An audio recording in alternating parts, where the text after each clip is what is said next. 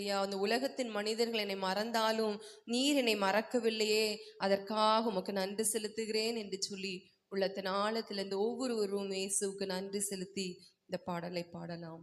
மறவாமல் நினைத்தீரையா, மனதார நன்றி சொல்லுவோம். மறவாமல் நினைத்தீரையா,